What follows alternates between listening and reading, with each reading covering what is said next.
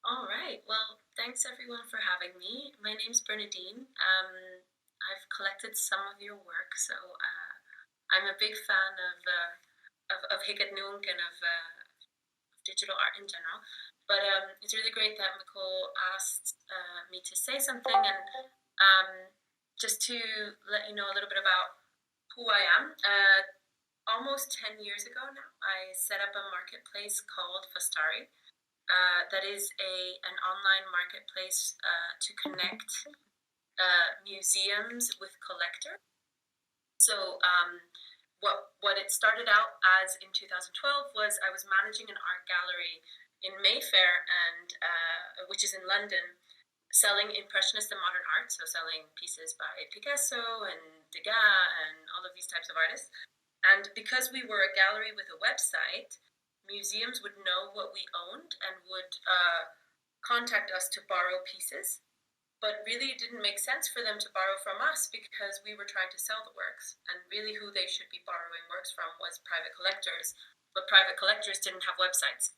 So in 2012, I set out to set up a database of private collections that are available to museums, um, which is still available today. If you go to vastari.com, you can see the website. It's very Web 2, cloud-based platform where collectors can register their objects as available for loan, not sale, and museums can also publish requests of what they're looking for to borrow.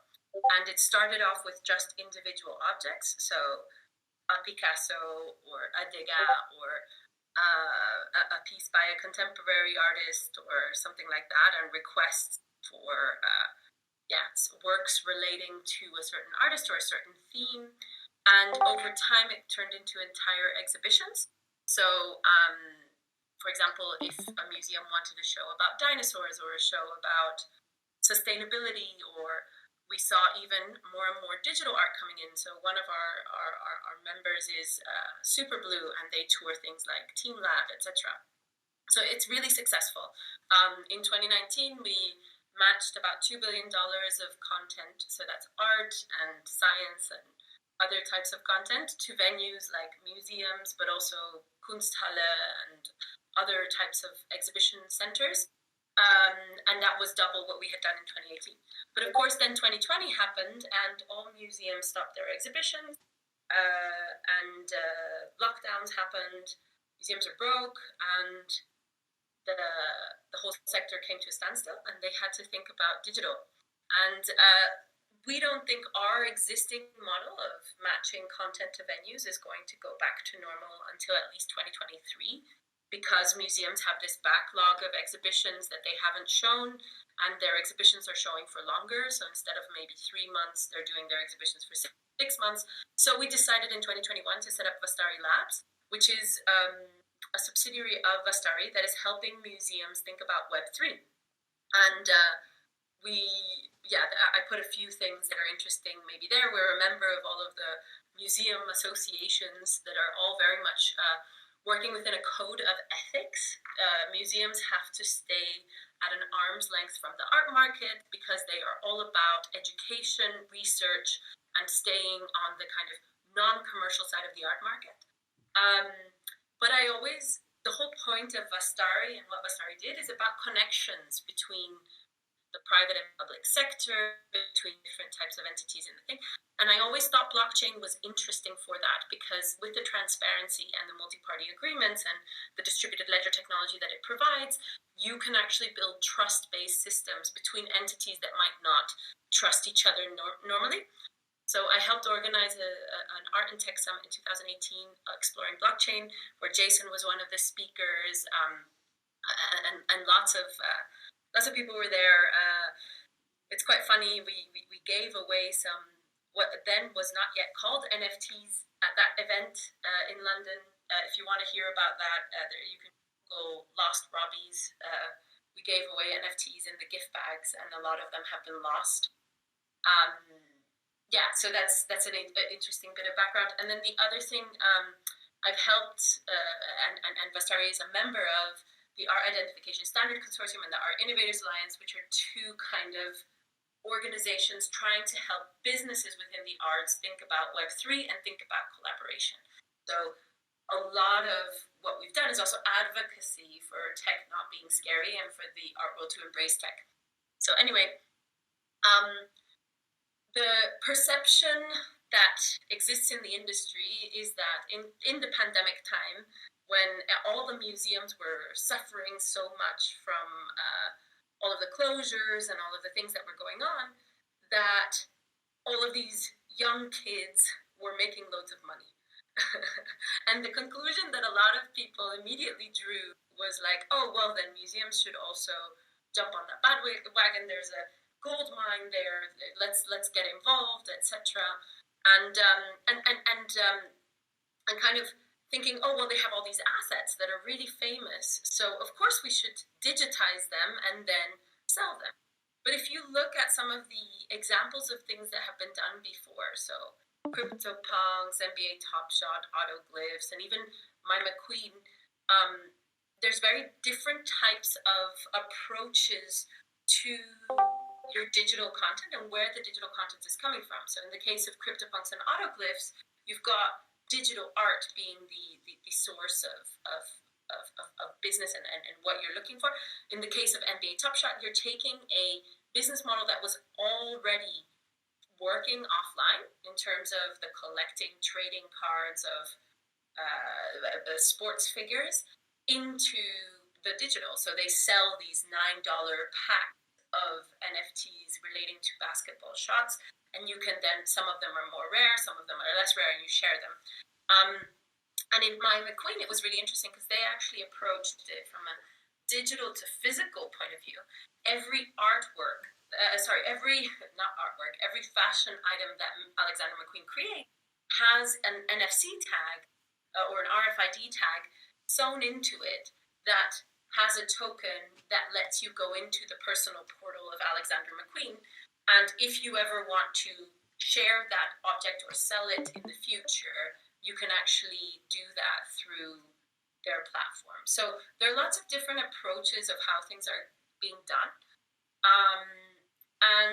But what I think is really interesting to think about is museums kind of concluded, oh, we need to get involved in this space. This is what we need to do. But if you look at the type of people that were collecting NFTs in this space, it's not really the type of people you would traditionally see at a museum or traditionally see as a patron of a museum, right? They tend to be older.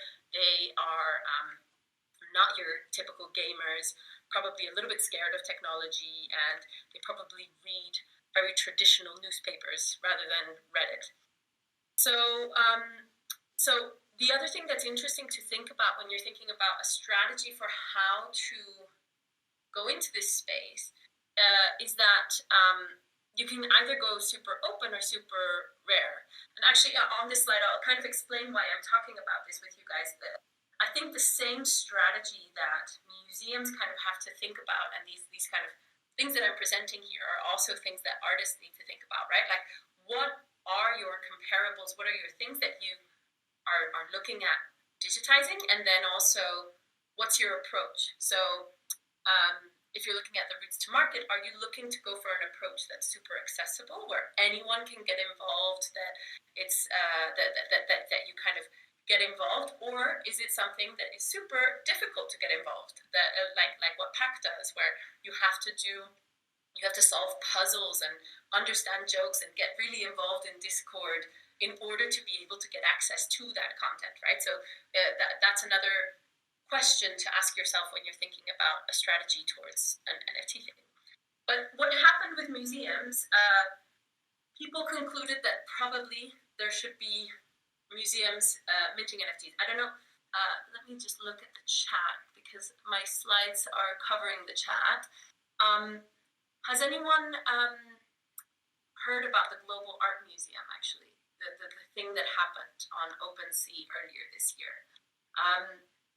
I don't see anyone saying anything yet, but maybe I'll get some more chats in a moment. So on OpenSea, an organization called the Global Art Museum created an art heist in March 2021. a lot of the images that are in museum collections are actually in the open domain. So basically, they don't have copyright on them. So technically, anyone can use them. And what Global Art Museum did was take some of the objects in very famous museum collections and minted them as NFTs on OpenSea and put them for sale. And people were pretty pissed off. The Rijksmuseum was angry. Curators were talking on Twitter saying, "What is this? How did this happen?" etc. But they didn't sell, which is really quite interesting. The works, even though they're beautiful artworks that are very famous, etc., they didn't sell on OpenSea. And when then the Global Art Museum actually did a tweet, and they said, "You've been punked. It's actually a way for us to get some attention. We did it just to show you how NFTs work, etc." And it is a really great example of what's happening. But what was interesting was it kind of demystified one of the myths that, like, you could take something and steal it from someone and sell it and make a lot of money. Because the reason people collect NFTs, which probably has already been discussed in all of your discussions, is because of that authentic connection to whoever's minting them, rather than because of the fact that you are collecting the image itself. Like, even if the image is open and anyone can right click and save it, you're not buying it because of the fact that you can own that image. It's more about that connection to whoever is minting it. So the fact that Global Art Museum wasn't known meant that people didn't really collect these pieces. But it did catch the attention of museums, and museums are getting a lot of proposals from people to try and do things with their collections. And I think that a lot of artists are getting that too, right? Like artists who already are painters or already are doing really amazing things as illustrators are being told, "Oh, you should be minting NFTs." But as I mentioned, like, it's kind of about your approach and how you think about engaging with NFTs, and you don't necessarily have to sell them. So there already was a project called Crypto Connections at the National Museums Liverpool in 2018, where an academic called Frances Liddell, Liddell, she writes a lot about NFTs and museums as well, so she's really interesting to look at. What they did was they took objects from the collection of the museum and they minted them. But the person who minted it was actually the visitor to the museum. And they minted it not with the metadata from the museum, but with their own metadata about why they decided to collect that object. So there would be an object from a specific time period, and it obviously was an image from the open domain. And the metadata was information about why that person visiting that museum felt a connection to that object. And the object was minted in the wallet of the visitor. And those visitors still own those NFTs today. It's a normal ERC-721 token, not minted on any marketplace. They did it themselves.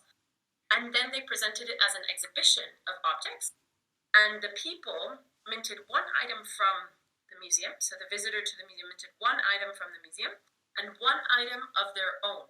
So, for example, one person who had recently got married, but she was gay. She actually minted, I believe, her wedding ring, as well as an object in the museum collection that reminded her of her partner or something like that. And it was very much, she minted the story about how her marriage was so important to her, and that the object in the museum somehow represented the love as well.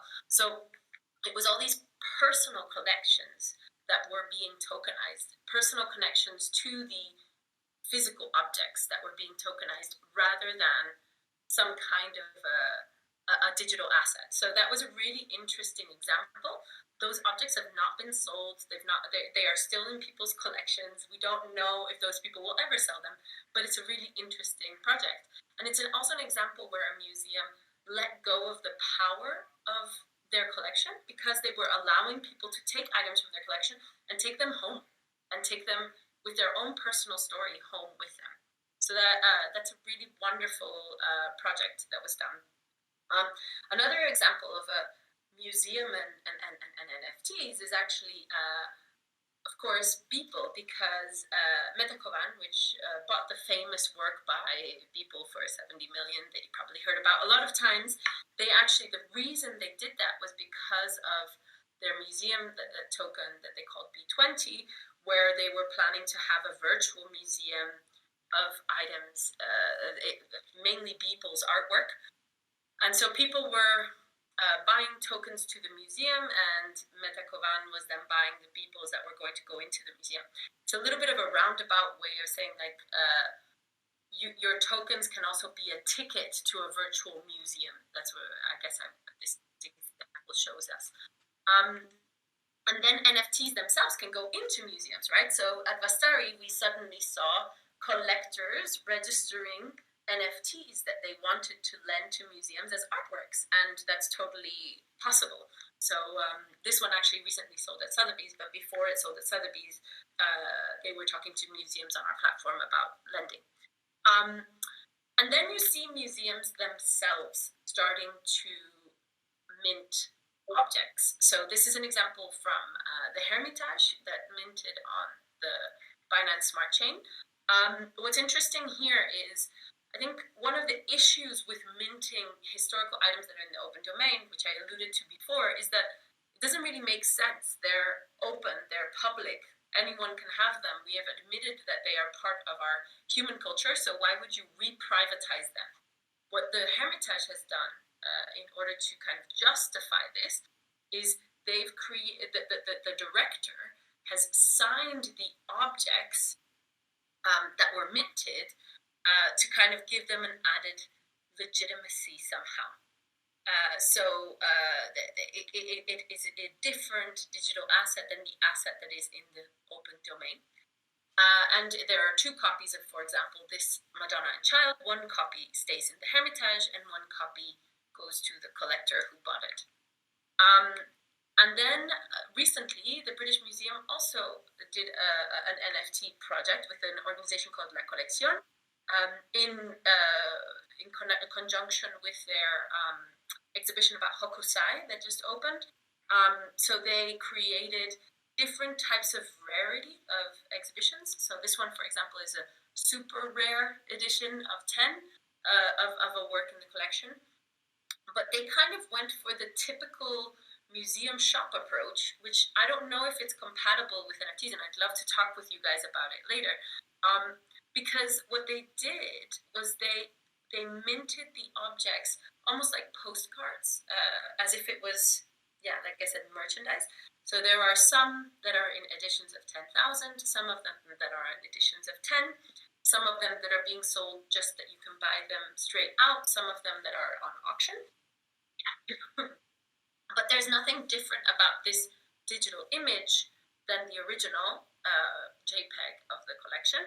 And also, one point that was just made in an article the other day is that these are reproductions already in the first place, because Hokusai printed them back then. So you're creating a multiple of a multiple. So that's kind of an interesting approach.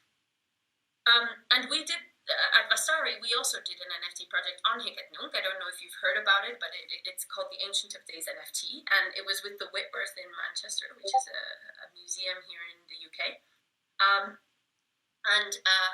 We tried to make this a bit of a statement to make people think about the way that museums and NFTs can work together. So first of all, it's inspired by an item in the collection, which is the Ancient of Days by William Blake. But it's not a JPEG of the original.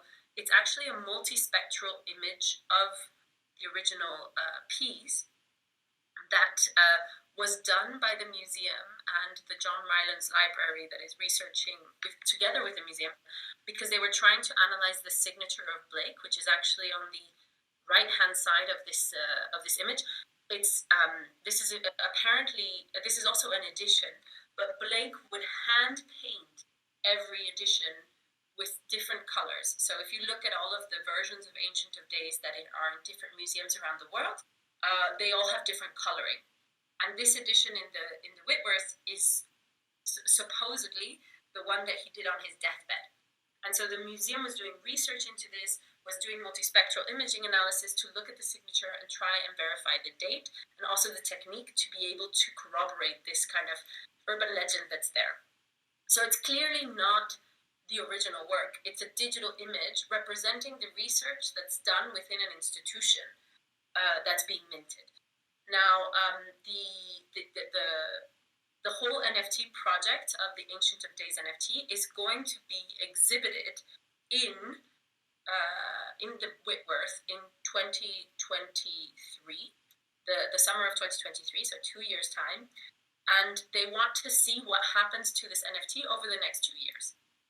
They picked a certain price per edition, and every person that buys this NFT, the money goes to the community. So the director of the Whitworth is very passionate about restructuring cash flows within society and feels that this is one of the most valuable pieces in the museum collection.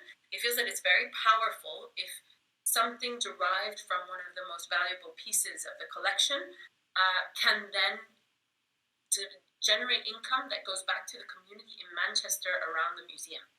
So all of the funds raised from this NFT are going to a specific community fund that is being operated to do things with people in Manchester, not to the museum, not to any more of that stuff. It was a completely different entity, and yeah, so it's live. It's slowly every month, like one edition or something sells, and it's been really interesting to watch because, of course, the museum couldn't have foreseen the increase in cryptocurrency. So even though this says 45 out of 52, it's actually now, I think it's 44 out of 52 or something. When we first minted it, Tezos was at a certain price, and now it's at 3 times the price that when we first minted it. And the museum, therefore, has made about $50,000 for their fund. And we're going to be sharing some of the things that they have done with this money already. So anyway, and also they created it on Hic et Nunc specifically because they wanted to use Tezos to make a statement about the carbon footprint of Ethereum and the use of that. But what was another interesting side effect is that the community of Tezos has really engaged with the work, and people have really felt quite inspired by in the museum. People have felt very inspired by the way that the artists within Hic et Nunc have reacted to the work, and also, yeah, the artists on Hic et Nunc have done all kinds of different things relating to the William Blake coming up to the platform. So when I talk to museums about who have these kind of digital, these what some people would call treasure troves of things that can be created into NFTs, and they're saying, and people are coming up to them and saying, oh, you should mint NFTs because you have a great collection. I kind of tell them to step back a little bit and look at what are NFTs, and then think about how that can relate to their practice. So if you look at what an NFT is, it really is a certificate on a token that is secured by a smart contract to link to some storage. So as you might have already heard before, IPFS, where the file is saved and on the permaweb for reputedly forever, but probably you need to pin it to be able to make sure that that really is true. And that certificate is then owned within a personal wallet. So a place where you can keep it, take it with you, show it off to others because wallets are public, etc. So I think you need to remember about that structure when you're thinking about minting NFTs, to think about why are you doing it. So in the case of museums, I think they really need to think about the archiving capabilities of the file storage and how that relates to their work of keeping things forever. Did someone want to say something? Just let me switch and see if I saw anything. Oh, cool. Brilliant. Let's talk about that more in a moment. So yeah, the file storage is very related to museums' archiving activity and how they think about keeping things forever. And I wonder if there is a role of museums in running nodes and being involved with kind of storing the data, right? Because that's part of their role in society. Then in terms of the token certificates, or whatever you want to call it, NFTs, kind of like, what is that NFT going to unlock? Is it that you're, for example, representing that you're donating to a community fund because you're supporting a project? Is it that you are buying the signature of the director, like in the case of the Hermitage, where you're actually buying the fact that the Hermitage has decided to mint some NFTs at that specific date, and etc. Speaking of specific date, you could be buying proof that you were doing something at a specific point in time. So you were at a specific exhibition, at a specific event. That kind of FOMO aspect of like, you could only own that token if you were there, kind of thing. And that's what a lot of these PFP projects are also about, right? It's like, you had to be there, you had to know that you have to be there to buy this token. And then in terms of the wallet, I think that's a whole other element that's really powerful, because that's only going to get more sophisticated, right? You already see apps like Showcase, where you can show off your collection, or lazy.com, where they're planning to create these ways where you can show off your collection on your wallet. And that's kind of like the new exhibition, isn't it? Like, you're curating an exhibition of works that you're showing off and defining yourself with. And museums define their identity by what they collect. And we as collectors define our identity by what we collect in terms of NFTs. So kind of thinking about your relationship with those people that collect it, and how your piece or your NFT or whatever fits into that story, is really interesting. And the way I like to explain it a little bit to people is that when they come from kind of the more Web 2 world, and they're saying like, but why? Why are people buying NFTs? Why is this even interesting? I kind of try to remind them that when you're on normal social media, maybe somebody has already said this in one of the other talks, but if you're on Facebook or Instagram, if you post a work, you technically don't own it anymore. That digital asset is owned by Facebook and licensed back to you. Has anyone mentioned that in any of the previous talks before? Just checking to see. Nope. Okay. So on Facebook, the way that their terms and conditions work today, if you post a photo on Facebook, you technically give the ownership of that photo to Facebook, and Facebook licenses it back to you.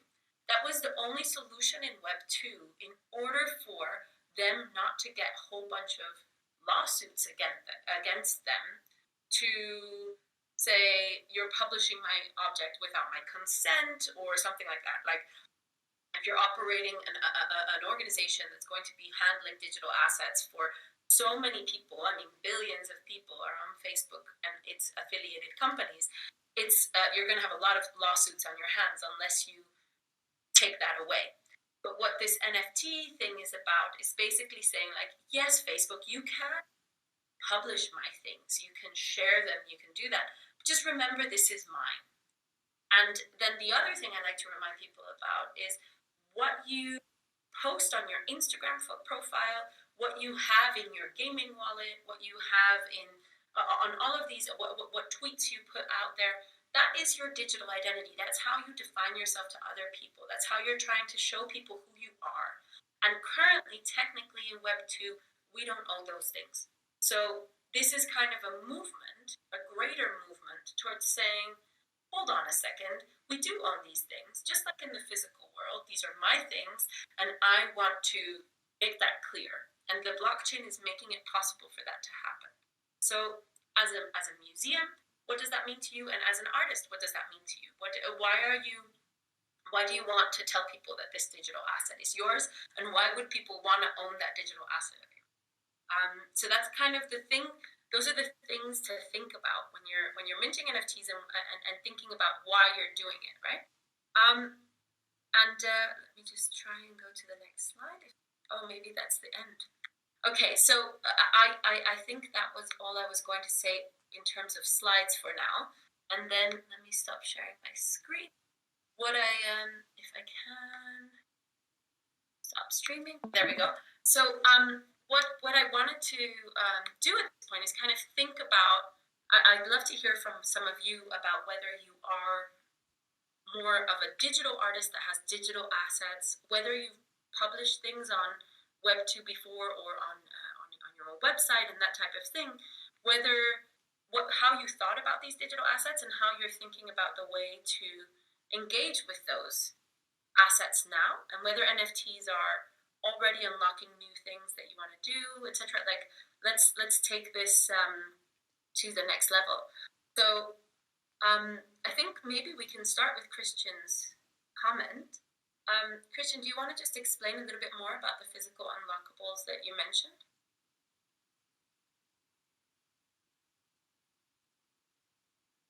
Maybe. I just wanted to make sure that I understand exactly what you're thinking. Yeah, hi. Hey, how you doing? Good to meet you. Yeah, nice to meet you as well. So about the physical unlockables, what I was meaning, like, so if you have somebody purchase like your digital copy, like the NFT version, and they have the token, and then like I wanted to know how should we go about if we had to unlock like a physical, like the physical version of it framed. Yeah. Like we wanted to make it like a one-on-one. How should we go about that? That's a really interesting point, and I think that there are many different approaches. So I actually didn't put one example in my presentation from the Uffizi Museum that actually did a physical kind of unlocked thing from their NFT, because I don't think of it as much as an NFT project because of the fact that they didn't go on an NFT marketplace and they didn't really engage with the NFT community. But what they did is they took pieces from their museum, they scanned them at a high resolution, and then they created a screen the exact same size as the original artwork and framed that screen in the exact same type of frame. So you basically own a digital copy of that physical object, like at the same scale. It's just a screen. And it's really interesting, it's really beautiful, and no wonder that collectors want to pay more than $100,000 to own that, because you have a really beautiful digital object that is made physical, and they ship it to you, etc. I think when you're in, the way that artists have approached it, so you might have seen there was a hackathon that was registered to Vastari. That piece was actually a physical digital piece that actually sold at Sotheby's at a recent sale, and they called it a diptych. I don't know if that's the appropriate way of thinking about it. In traditional art, a diptych is kind of an artwork that has two pieces, and perhaps that is the way to think about it, that these artworks have one physical piece and a digital piece, and they are together the artwork. I think in the case of Hackatao, originally, they thought of the NFT as the artwork and the physical piece as like one version of it, but I think that's evolved over time. So yeah, it depends on how the artist sees it, how they see that relationship between the physical object and the digital piece. Now, what most artists do is, in terms of if the work could be printed, is put in the metadata that this artwork gives you access to be able to print it, or to be allowed to have one printed copy of it, or something like that. And sometimes what they do is they then speak to the collector or tell the collector to DM them. They don't put necessarily the high resolution version in the NFT, but that the NFT kind of represents a right to be able to get the high resolution version and print it off. I've seen some artists do that. Some artists actually put the high resolution version on the NFT. Yeah, so there's different ways of approaching that. Appreciate that. Thank you. No problem. I can see, so Mikhail, thank you for saying that about the Whitworth. I think we learned a lot of things about the Whitworth project that we are going to do differently, and actually watch this space because there's more coming. But obviously, with a more than 100-year-old institution, it takes a long time before people feel comfortable and they can do all that stuff. It kind of depends what they feel comfortable with and that type of thing, and people don't want to take so many risks. So it'll be interesting to see how it will evolve. Also, it's very interesting that all of the things that are happening on Hic et Nunc will be included in this exhibition in 2023, right? So the curator and the director and all of the people within the museum are watching this NFT and are going to be sharing what happens in this museum show. So it's almost like a living reaction to it. Stefan, so you're saying that you put a personal message in the unlockable content with instructions on how to contact for the print ready file. That's a really good idea. And I think that's a really good point as well. Like I was talking about how the NFT lives in a wallet and people might want to show it off in their wallet, right? If you talk about CryptoPunks, they might people show off that they have a CryptoPunk in their wallet or all that type of stuff, or even it creates a certain level of community when everyone has collected works by that artist, and it creates a kind of link with each other. But the digital artwork is also something that someone might want to live with, right? So there are people looking into being able to integrate them into smart TVs. I know I've definitely shown some of my NFTs on my TV at home just by casting them. But there isn't really a set standard yet about how that's done. And one of the things that I found really interesting to think about as well is how you want the NFT or the digital artwork to be seen in virtual spaces, because artists often have a view of how that should be seen, but on NFT marketplaces, it's always the same, right? It's always kind of a square, and you interact with it, and the price is there, and that kind of thing. So if you moved that piece from that website to another venue, if you want to think of it that way, and it's a virtual museum or something like that, what would you want your art? How would you want your artwork to look? And I think I've spoken to some artists, the digital artists that I know, like some of these very original crypto artists, saying that they don't, they wouldn't want it to be shown in a white cube on a wall, like as if it was framed, right? And there are people that do want to, so it's kind of interesting. So yeah, Garrison is saying, is there a way to ensure transfer of a physical NFT with a token on secondary sales, or is that just up to future sellers and buyers? I've seen some different approaches to that, but most of the approaches have a centralized solution, if that makes sense. I haven't seen a decentralized solution to this problem. So the centralized solution is that an entity, whether that is the artist themselves or the marketplace or a verification company like Verisart or something like that, that they are the ones who decide to how do you say that, to say that you need to transfer the physical thing as well as the digital one. And for example, I guess a good place to look, a good example to look at is Artery and Verisart, because they're trying to do that for physical art, right? Like the NFT, for want of a better word, their record about ownership of that object is transferred with the collector, and they try to incentivize people to put that transfer of ownership in the blockchain because of the fact that it's relevant. So Nicole, what were you saying? I'm just checking. So yeah, so what I was saying about the physical transfer on the secondary sales, you need a centralized entity that kind of verifies that. That's what I'm trying to say. So the centralized entity that I've seen so far is either the artist or the marketplace or whatever. There isn't really a way to decentralized verify that. You have to rely on someone to be checking, like policing it. In my experience. I'd love to hear if people have ideas about how that could be done on a decentralized method, but I haven't seen it done properly yet. Can I share a thought about this as well? Or I don't know if there's other questions in line. Go for it. Yeah, I've been I've been really wondering about this also, like relationship of like not like physical space, not exactly existing as like a physical space per se, but like let's say we've had like ARG releases on like past experiences on the internet where like a bunch of people would like collaborate to resolve like a internet mystery, sort of say like you could say like cicada and things like that.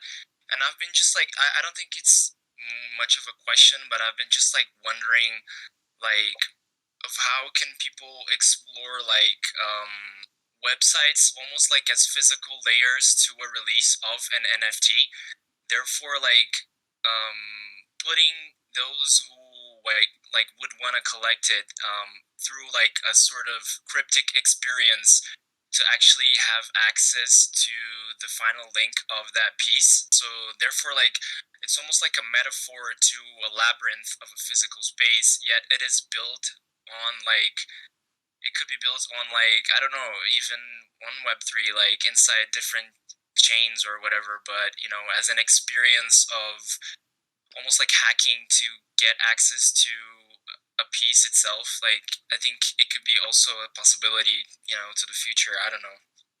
I But I've think been you're totally right. And the artists that I think there are a few artists that play around with that concept. And I think, for example, what Pac does with his collectors, that he asks them to burn some pieces that to then get ashes that then help you get the next piece, or you have to solve yeah, a puzzle and put it in the Discord, and then you can get access to the next thing. And like if you get a lot of them, you unlock new things.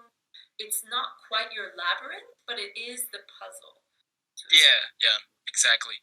Because I've been just like wondering, like one of my favorite like references on like cyberspaces is actually an anime called Stereo Experiments Lane. I don't know if you've watched it, but maybe many people have watched it in this room. And in this story, it's basically telling the story of how like digital spaces can behave as physical spaces on different levels.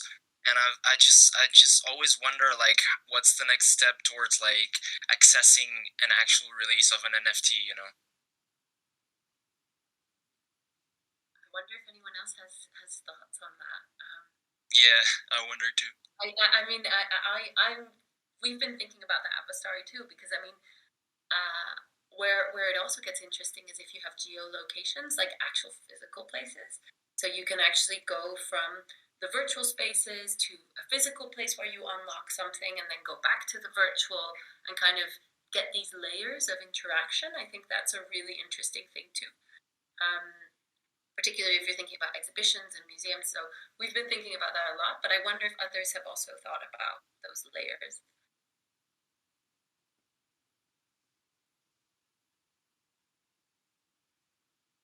I guess maybe.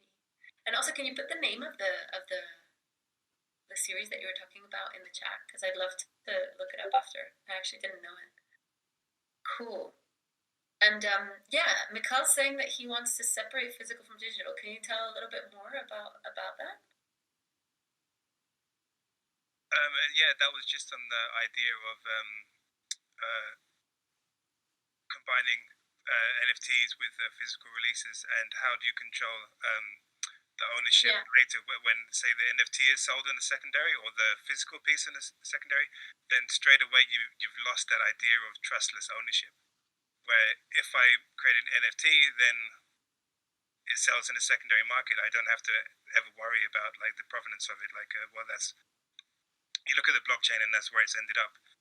With the physical work, like it takes a lot. You have to actually that person owns it, and the fact that they have it is usually the good enough proof of ownership. The fact that it's in their possession.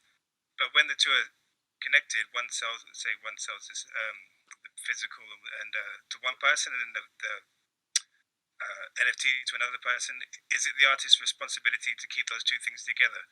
Like, was it the initial promise? And for me, that's too much of a complicated question at the moment, because there isn't an infrastructure, open infrastructure in place, as it were. So, as an artist, I just would like to actually separate that and maybe do things like, control it in a much more easier, trustless manner. And that's one of the reasons why I love the ideas of NFTs, is that once you put it out there, you don't have to control it. It's all there on the blockchain, as it were.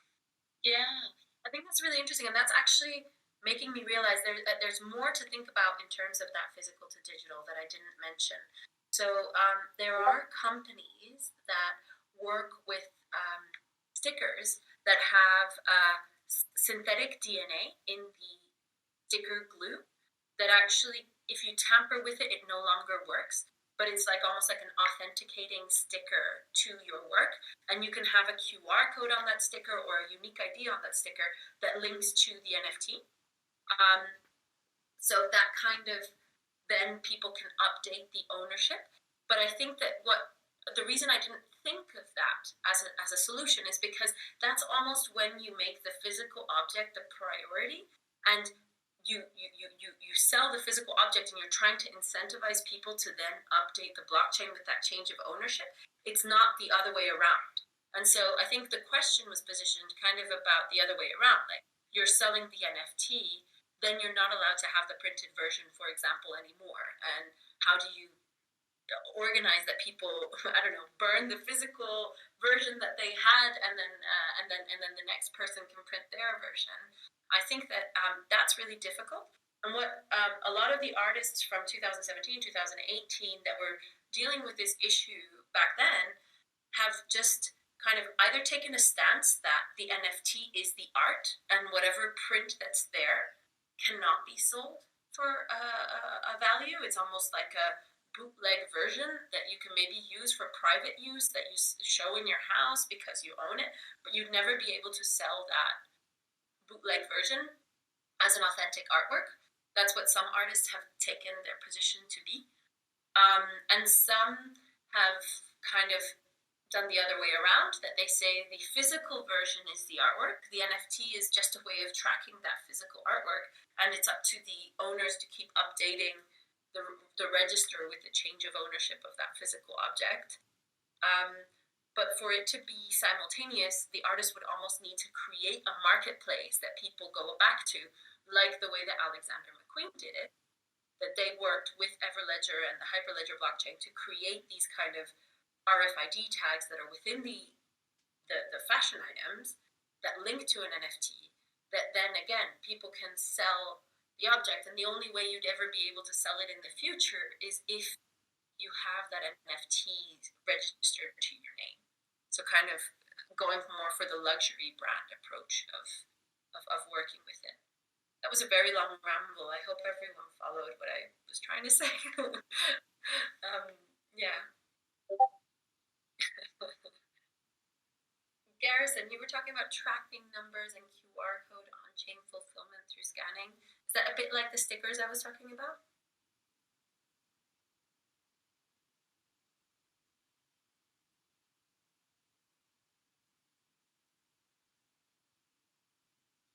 You're typing. Okay.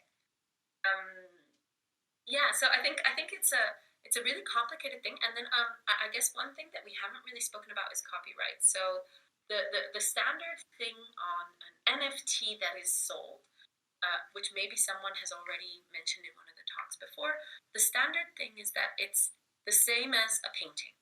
So when you buy a painting from an artist, it doesn't automatically give you copyright to go and make a bunch of t-shirts with that painting on it and sell them. It only gives you the right to show that painting in your home. If you then want to sell t-shirts with that painting on it, you have to talk to the artist and get like the license to be able to do that. So the way that people are talking about NFTs is that if you buy the NFT, you get the license to use it for personal use, which I guess in this case is showing it in your personal wallet, maybe some of the additional things that are in the metadata that you're allowed to do with it, but then you don't get the right to print it on a t-shirt, print it on mugs, all of that type of stuff, because that's not included. But it's complicated when you're working with appropriation, using things that are in the open domain, etc. Okay, Garrison has replied. He can't unmute, but I was thinking the NFT was the provenance and the physical were the sold thing. Yeah, exactly. So that's kind of in the examples I gave, kind of the more of still prioritizing the physical approach. And I think one of the problems with the NFTs that museums have done, specifically the British Museum example, I think that has a lot of problems because the artwork is it has problems in terms of figuring out where the value is for that NFT because the physical object is a multiple. You're selling a JPEG that is in the open domain, so you don't have any real rights to be selling that, and then you're kind of putting it into a kind of open edition. So people can get confused thinking that it will somehow give them a right to be able to exhibit it in the metaverse. Does it? We haven't really defined that. The other thing that might be something that people think that it gives them a right to is a percentage ownership of the work. And I think that even on Hicket Nook, we don't really talk about that. Like, what is so the token on Hicket Nook and on Tezos in general is very much inspired by the ERC 1155, which is kind of a token for editions. Does that mean, is it a fractionalization of the work, or is it actually its own work and you happen to own one copy of it? And I think everyone has a different opinion about that, but you can read it in different ways.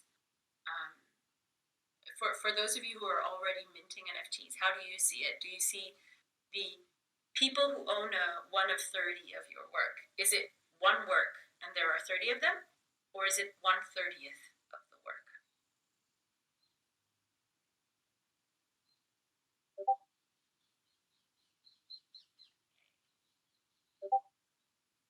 One work and there are 30 of them. Exactly. So there's quite a famous company right now. Yeah, exactly. The same logics as an etching. I think etchings are an interesting concept as well because same as digital, you can rework an etching and get like different states of it. So if you have a digital work, maybe you did something and then you keep working on it and you get a different version of it. It's like a new state of the same etching, the way that Rembrandt used to do. So that's quite an interesting comparison to make. Yeah, it's a good point. I think if you think of it purely technologically, like what is in the code, it's actually a fraction. It's not really 1 of 30 because you also don't know which edition you own. The only way you know which edition you own on the objects is if you look at the provenance of the token that you had. So like who owned the token before of you. But yeah, exactly. So he was able, because of the way that the code was structured, the exploiter on Hicket Nook was able to take objects from other people. So it shows how interconnected those objects are and that they're not independent. And I think that it was a bit of a mess, yes. But I think that it's very interesting when the code doesn't really match what people feel it should be, right? Should that be something that has a considerable weight for collectors? I mean, does that change on ETH, for example? So on ETH, there is a slight change because there are 2 standards. So there are many standards. The ERC20 token was the first one that was developed kind of for digital asset. Then the ERC721 is the one that's used for like a lot of the one-of-ones. And ERC1155 is kind of what was used by, for example, Rarible. And they all have different ways in which the code is structured that represents the digital asset in a different way and the owners of the token in a different way. Yeah, thanks, Nicole, for sharing that. So yeah, one interesting thing I think that needs to happen in the art world is that on the tech side there's a standard, but on the art side there isn't. So I mentioned earlier about being part of the Art ID standard. If you're interested in that type of stuff, there's an NFT working group of the Art ID standard, and you're super welcome to get involved. I can put the little link in the chat, where people within the industry are trying to think about what are the standards from an art point of view, not from a tech point of view, in terms of these things.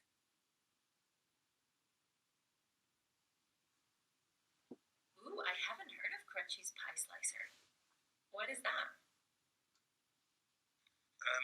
It's still in development, but basically, when the Tez arts came out, like one of them was brought up by Code Crafting, one of the founders of is it Crunchy Network? It's called Crunchy Defi, and basically the idea was to promote this protocol that they have. I'm talking on the internet, darling. Sorry, excuse me. Yeah, where was I? Yeah, and basically the idea is that you have you have one of one, and you're able to like kind of put it in the vault on Crunchy. This isn't going to be very technical the way I describe it, and people will be able to have shares in that one of one. So, for instance, like collections like Tez Arts and Neons and whatnot, example, because they're one of People ones, will be able to have shares in. yeah, they'll be able to buy portions of that NFT. Yeah, it's really interesting. Yeah, and you'll also be able to like farm it, and you'll be able to it'll make it actually fungible, and actually will bring it a little bit closer to it in a way the way I think I'm starting to think about the NFTs, because you won't really be able to put a NFT, an edition of it, in that situation. I don't know if you'll be able to do a Calumet one, because the Calumet one, so every edition is actually a separate NFT. So when you have like three on Calumet, it's actually three separate NFTs. So someone couldn't do the exploit as they did in Hen in July, as it were. But it will bring on the case where people will think, well, actually, I've got this really valuable work. It's a 1 of 10. I want to slice it. And they'll realize, oh, actually, they can't, you know? So it might actually bring, because it's actually the theory or the feeling of what they have about the work might actually hit the reality of its utility in a sense. Yeah, and I think that's a really interesting point, because I don't think people have always thought about what's the next thing. So right now, the way that we're collecting NFTs, for example, on Tezos and on Hidden, for example, it's about building a community and kind of connecting with other people that have the artwork. But if you were thinking about using it, so for example, exhibiting it, or as you said, fractionalizing it, it gets really complicated. And one of the issues as well, I don't know if any of you have come across a company called Masterworks that is currently doing this with physical paintings. They are fractionalizing it, so you can buy a share in a Picasso or should buy a share in a Warhol, that kind of thing. But technically, those shares are considered securities by the SEC in the US, and Masterworks, which is an American company, has to register every single artwork that they create shares in with the SEC as a company. So they actually create a special purpose vehicle for each artwork when they issue the shares in the artwork, because the SEC said otherwise it's illegal. So that's one of the things that throughout this whole thing we have to be really careful of navigating what exactly is the artwork. Is it and staying away from it being a share in the artist, because then you start getting regulations. And the reason that that's regulated is because if you look at the traditional art world, in China you had a few organizations that fractionalized artworks that you could invest into, and there have been so many startups. I mean, there was one called Mecenas, there's one called, well, anyway, there are a lot of different artworks, art marketplaces that are trying to do fractionalization of artworks. The reason that the regulators are so careful about it is because it can be exploited, and where that gets really dangerous is if the artwork, a bit like the tulip bubble, if the artwork gets so valuable that no one would ever be able to buy it, then you kind of don't have a root in reality about what the artwork is really worth as a whole. So on the stock market, when you are selling shares in companies, you kind of have a report every year on profit and loss to be able to say, okay, this this company has done well this year, has done badly this year, etc. With art, you can just keep pumping up, and suddenly it's not rooted in anything. It doesn't have anything holding on to it. So that's one of the things that people need to be really careful with.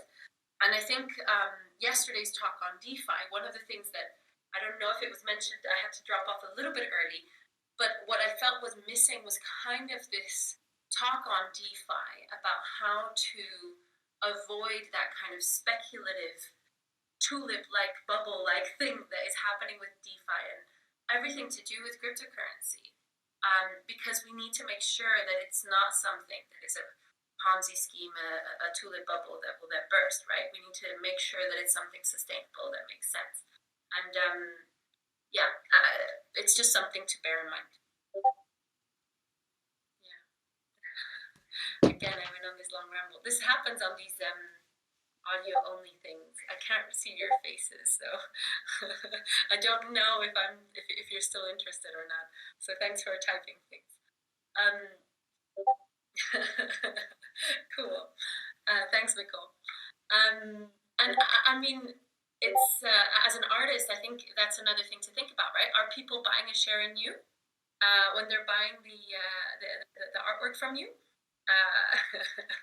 And are they investing in your future? I think that some artists like Kevin Abosch do think of it that way, and they give back to their collectors who have really supported them, and they really are very.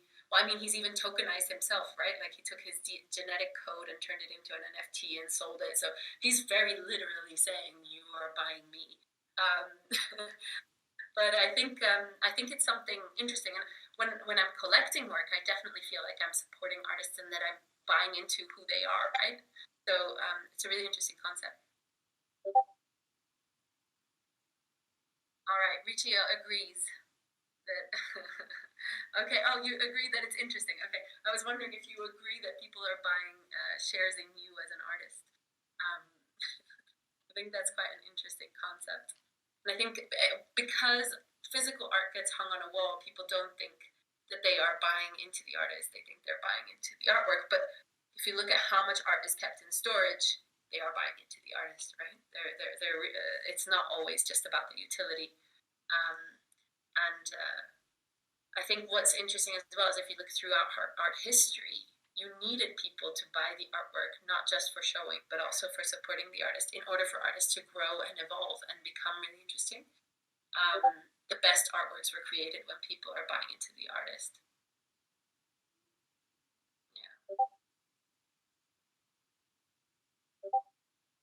Yeah.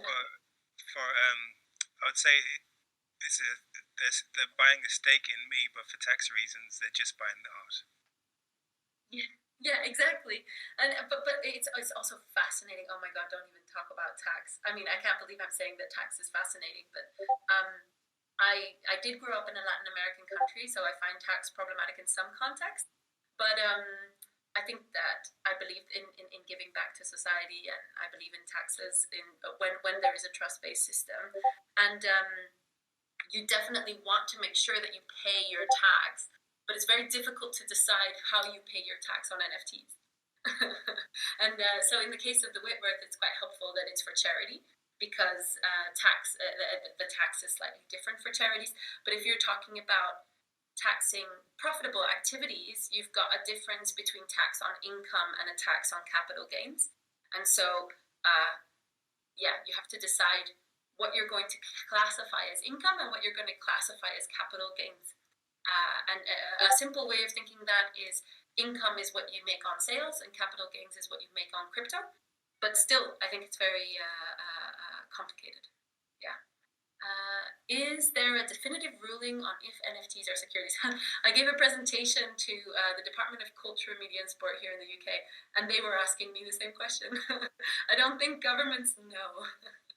I think, in my opinion, and this is what I told the government as well, it depends how you're acting with it, right? If you're buying it because you enjoy and love the artist and you want to support them and you're not going to flip it tomorrow, then you're acting like a normal collector and your NFT is like an artwork.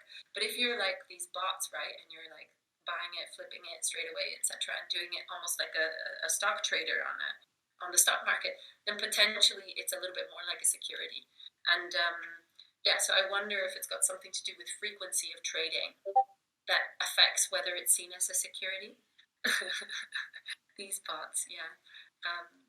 I mean, it's cool, but I had yet someone else complaining to me about it this morning that they got on online at 6:59 to try and get a drop, and they were all gone by 7 a.m. And then someone had listed them for loads. So yeah, it's complicated. Although being sold on crypto makes NFT have a double function as a leveraged derivative on crypto, which could be a security. Yeah, then I guess what the hard part, I see a lot of people are having the issue of not being able to get a drop. But I think that, yeah, the hard part, Squid Game, really, oh my God. But yeah, the hard part about the way to look at NFTs is kind of what is the use of them?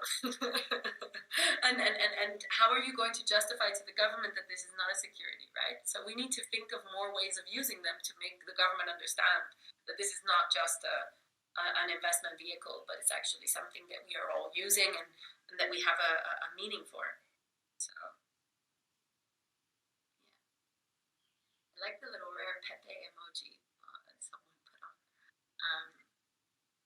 Yeah. All right, brilliant, Nicole. I love it. It's so good. But yeah, I mean, even the rare Pepes, right? They had a use because they were cards that were kind of emulating gaming cards, right, with actual specific uses. So I think the difficulty is kind of defining this, and I think especially with PFP projects, it's a little bit difficult to define what they are. But then I guess it's in the name, right? They are profile pictures, so they have a utility of being a profile picture. And so if someone told you they're just a security, you say no, they're actually a profile picture, and I might use them as a profile picture at some point. I use them. So same with DOSPunk, yeah. So I think it's very complicated. I love where this conversation has gone so far. It's really interesting. Any other questions in terms of that kind of difficult definition between physical and digital? Maybe also on what I'd love to hear from you guys is, are any of you kind of combining physical techniques with digital techniques? I mean, Mikhail, I know you do that because I've seen some of your works, but kind of how you're exploring making these hybrid works, and then the physical things that helped you make the digital works, are those also artworks in themselves, or do you not consider them artworks?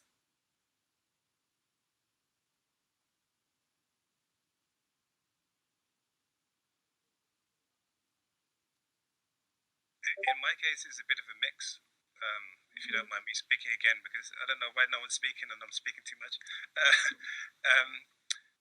I actually have like a lot of drawings which are physical, which I think maybe you tweeted about like that digital drawing that was from an actual piece that I scanned into the computer, which is artwork in itself, and then I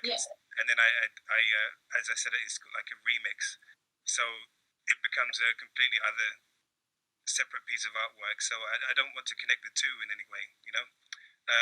One is a physical work that I might actually digitize in its original concept because I've already done that, and the other one is like a completely like a new entity, like almost like I'm doing a tribute to myself, or approaching it like yeah, like I'm remixing something that I've seen for the first time, or have a different relationship with.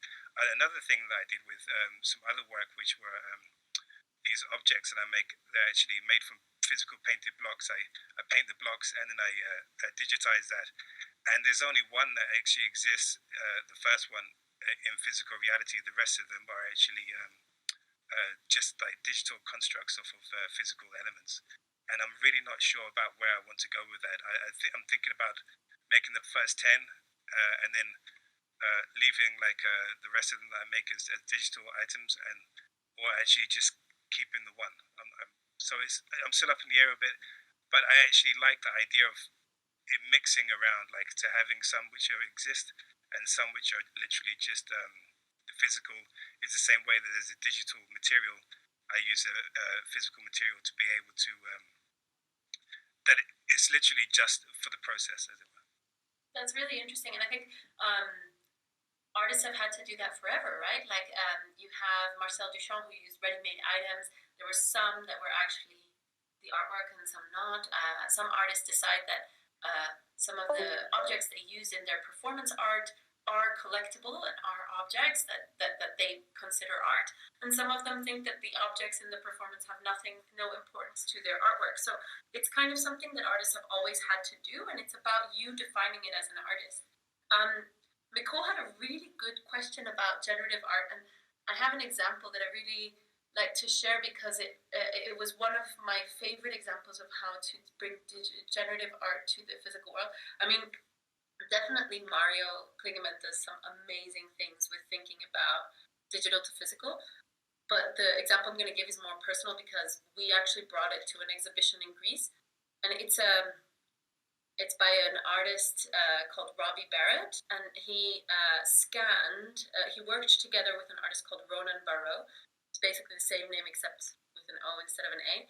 And Ronan, when he finished a painting, he would use the remaining paint to quickly do a skull. So every time, or rather, not when he finished a painting, when he finished painting for the day, you know, when you have like kind of paint left over at the end of the day, he would make a little skull as a little doodle.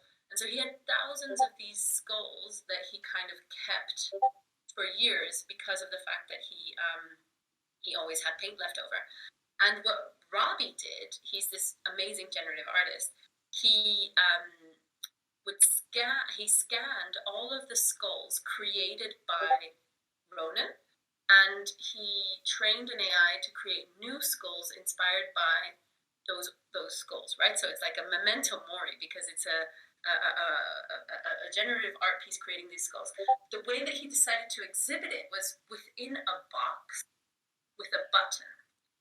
So you have a box, and it just looks like a box when you come towards it, and he called it a peeping skull. But basically the box, this white box, has one little eye hole, and when you look into the eye hole, you see a skull. One of these skulls that's created by the bot, right? By his artwork. And then you can only see it for a short period of time, and then the next one comes up. Like you press a button and the next one comes up. So basically, there's no way to capture this one skull. You are going to be the only person ever to see that skull. No one will ever see it again because the computer doesn't save it. It doesn't get stored anywhere. So basically, no one owns that skull except for you and your brain. And I brought it to Greece, this artwork, and to some of the people that came to see it, one guy even cried. They said, like, this artwork really made me understand AI, made me understand that concept of memento mori again, like that time goes away, that there's nothing that we can hold on to, all this type of stuff. So it really moved people. So, but it's kind of the opposite of an NFT, right? Like you couldn't hold on to these skulls because they were gone. So generative art has a lot of potential for creating really conceptual, interesting, and moving pieces. So there's a lot of stuff going on in the chat. I'll stop talking about my example, but I thought it was quite inspiring. So oil painter, making combined pieces. Hope I'm not making a mess by minting 3 styles. How to combine my physical work with NFT. Nat, do you want to talk about it on the chat? If you want to, what exactly are you thinking about now? So, what are you worried about the combined pieces? What mess are you worried about?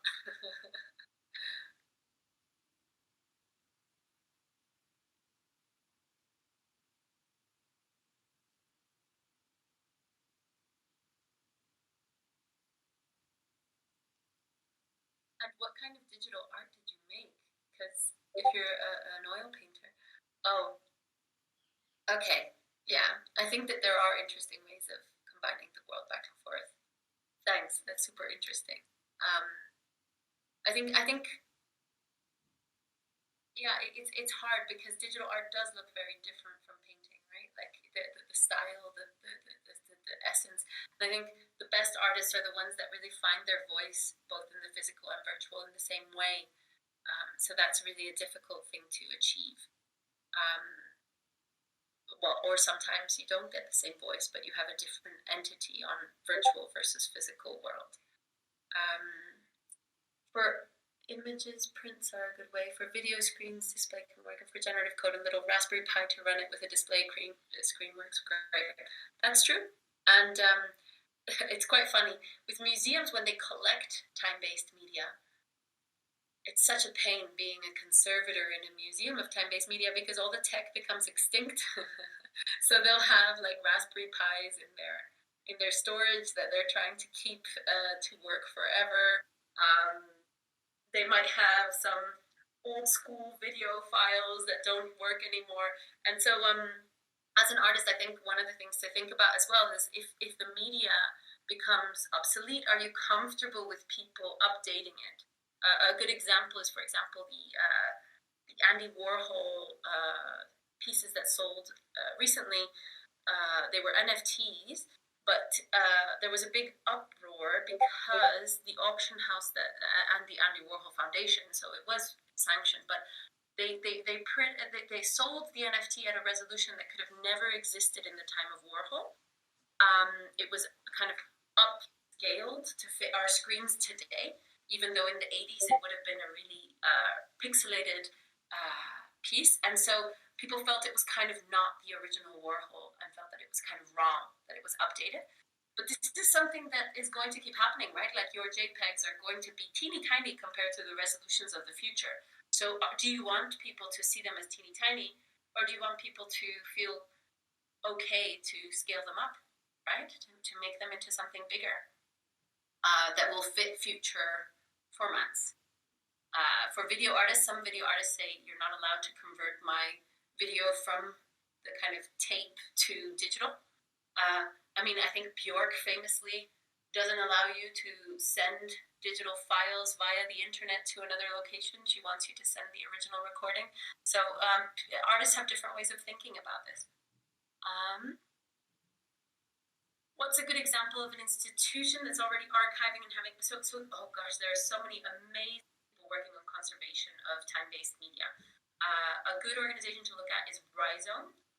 Let me write it in the chat. A bit of a strange. Rhizome. Yeah, okay, great. You love Rhizome. They are amazing. I don't think they would be called a museum, but they're like a foundation dedicated to this. The new museum has really great conservators within their organization that are thinking about this. In Austria, there are also a lot of really great museums that are looking at this, probably because of Ars Electronica and the fact that just people have been exposed to so much digital art that they are really thinking about this. Please, if other people know great conservators, but one person on Twitter that's amazing to follow because her thoughts are always spot on is Tina Rivers Ryan from the Albright Knox Museum in the States. Also, she's very active in talking about time-based media and its conservation. In Germany as well, there are a lot of museums that work on this media. Basically, if you search for conservation of time-based media or conservation of digital art, you'll be able to see a lot of examples. And it's a place where actually there has been a lot of private-public collaboration in terms of like in other forms of conservation, almost like conserving older paintings. Maybe the conservation efforts happening in museums is separated a little bit from conservation efforts happening in galleries and people who sell art. But in the case of time-based media, there's a lot more conversations between the galleries. So like a gallery who represents Bill Viola and museums who collect Bill Viola and that kind of thing. In Brazil, we've been blessed with having Eduardo Cac. Brilliant. Yes, yes, yes. I think basically what is important to remember, and I think that probably Jason talked to you about this in his talk, and probably Fanny also in her talk, is that this is not a new movement. This is part of something that's been happening for a long time. NFTs are just one new form of paper for digital art, of how to store the information. And there's so much that has already been written and thought about for digital art, and we need to really think about how that works in context. Yeah.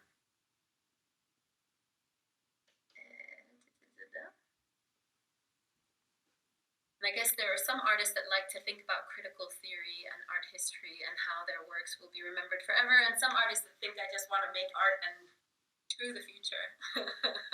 So you can take whichever opinion you want. Let others figure it out later. Oh, very cool. I haven't come across this before. I'm definitely going to take a look.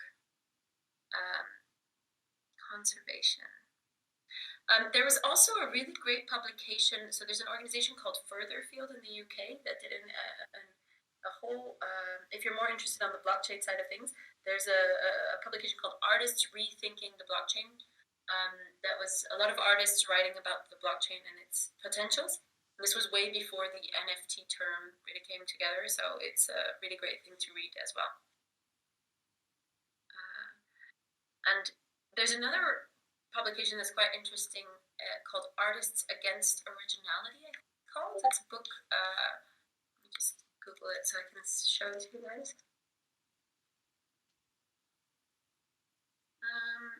Yes, here we go. Beg, borrow, steal. Artists Against Originality.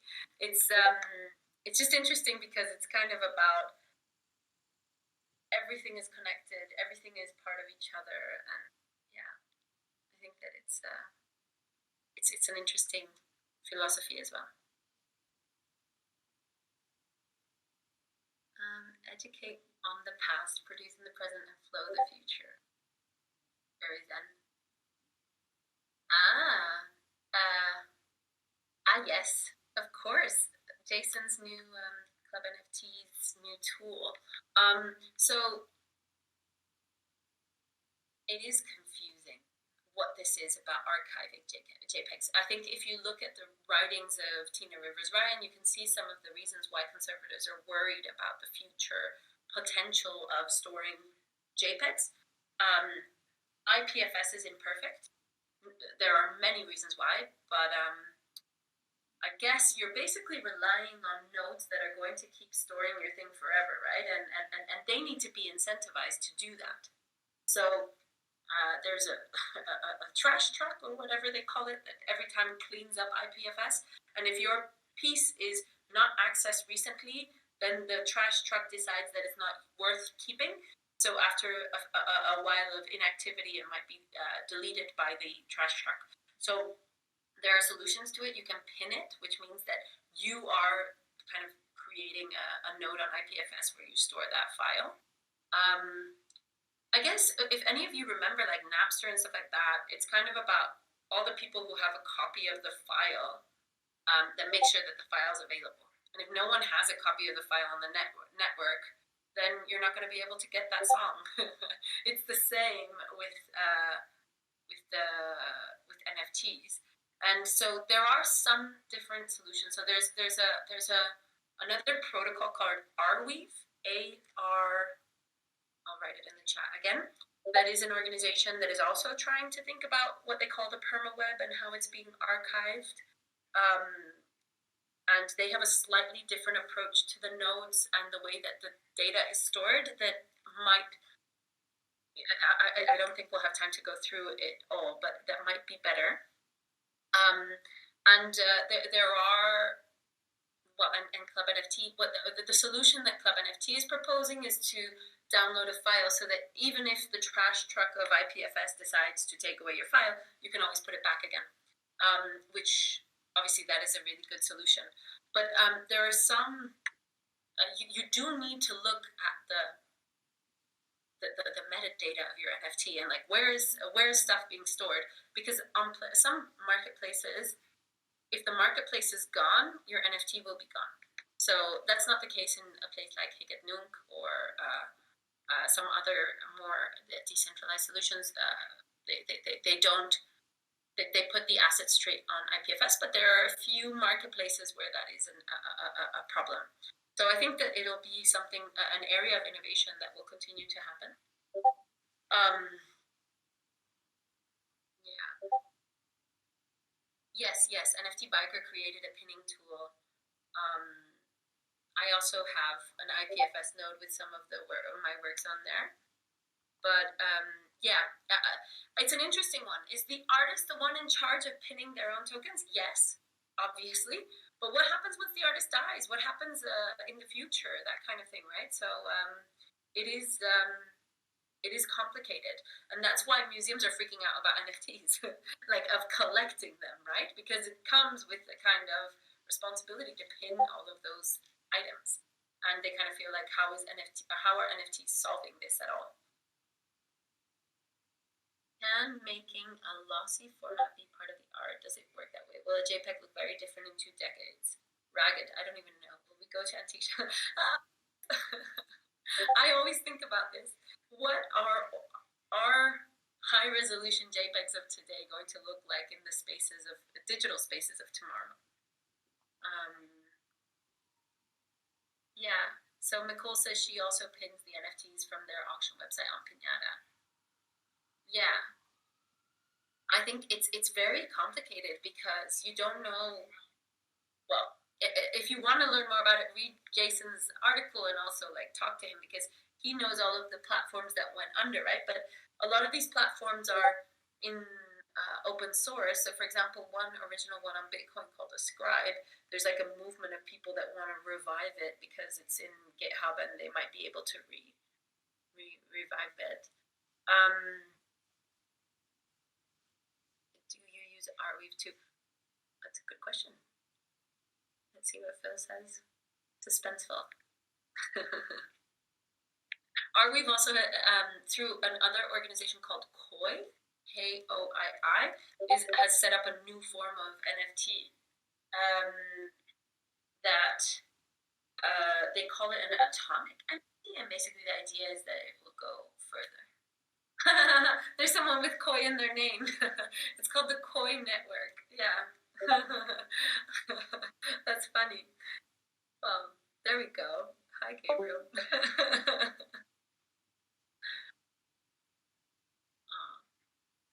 But yeah, that's another interesting place. I know that Kevin Abosh as well did an experiment on that network because they're using Arweave, and you can create NFTs that evolve over time, and that type of things is quite interesting to look at. But that's actually for a much longer discussion because they have a lot of ideas about how this is going to work in the future. Yeah. So any other questions?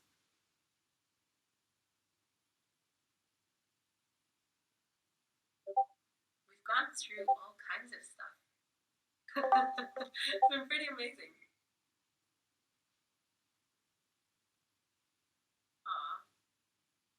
I hope it was useful. As I told you, this is the first time I've done a talk to a lot of artists. I don't mean to be.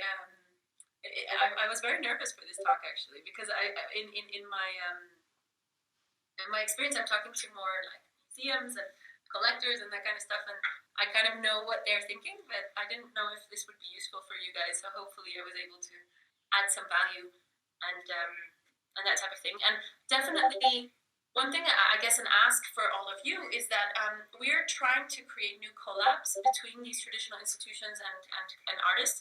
So if there is a museum that you've always wanted to work with, reach out to me and let's make it happen. Pueden hablar en español también, claro. I'm originally from Santo Domingo in the Dominican Republic, so I'm embarrassed about my Spanish accent because it's Dominican. And anyone from any other part of Latin America or Spain is going to make fun of me. But if there's Dominicans here, they'll understand what I mean. But yeah, if anyone wants to reach out and say, hey, I've always wanted to do a collaboration with this museum or whatever, we can help advise on how to make it happen. And I'd love to see more collaborations between digital artists and museums happening. Not just museums collecting digital art, but also collaborating. So, and yeah, I think definitely storage is so important. So make sure that you learn your stuff on that stuff too. Cool. Thank you so much. No problem. Thanks for having me.